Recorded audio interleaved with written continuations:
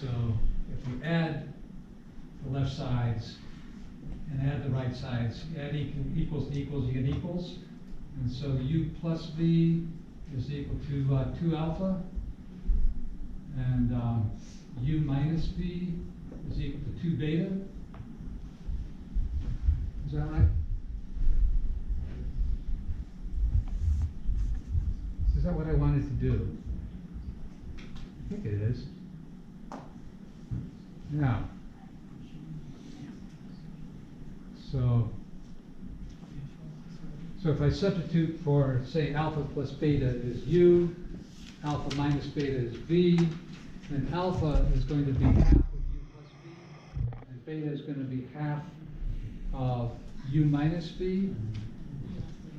And I can go from here, incorporating all of this, say sine of u plus sine of v is going to be just that from that equation. So I'm just substituting, right? So alpha is going to be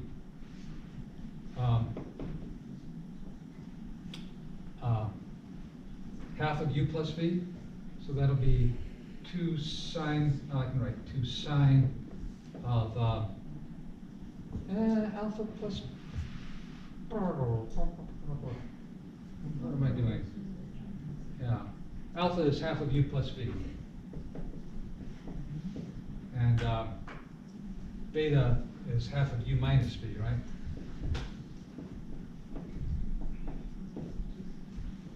So there's a sum to product formula, just by making these substitutions and plugging back into what we had before. This one, I think, would be instructive if we were to plug in, say, two oscillators which are very close to each other.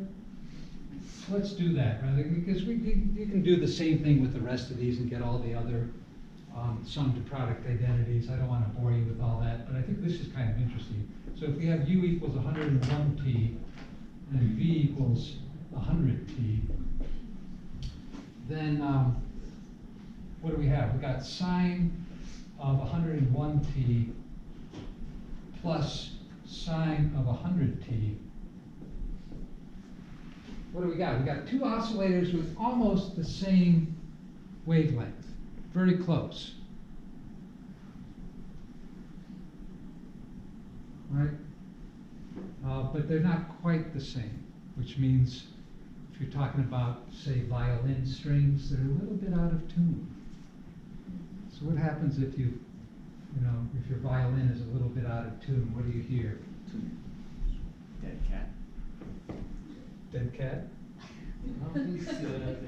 Is that played on an out of tune? Calls for an out of tune violin.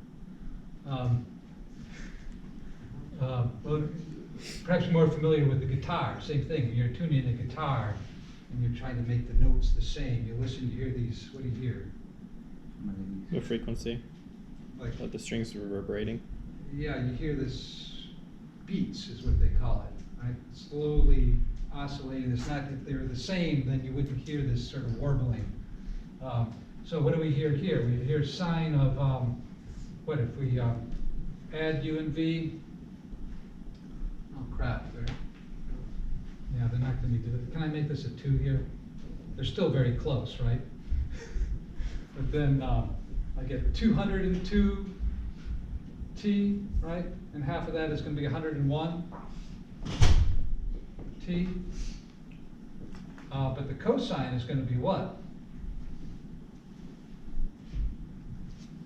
So this one has got a wavelength which is halfway in between these two wavelengths, right?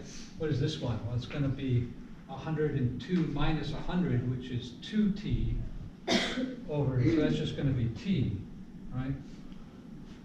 So this is a very high frequency wavelength, very close to these. This is very low frequency compared to this one, right?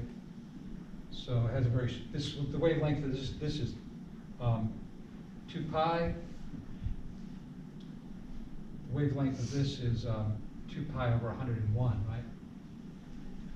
So So what you'd hear is this would dominate, right? You'd hear this slight, long oscillation. And it's what you get when you sort of pluck two strings which are nearly in tune. You get that warbling sound. Okay, so that takes us to the end of section 2.3 where we get exercises. Oh joy! We should take a break, but yeah, there are a bunch of exercises at the end of section 2 as well. So I'll turn on the projector so it'll be warmed up when we come back after a short break. See what we see.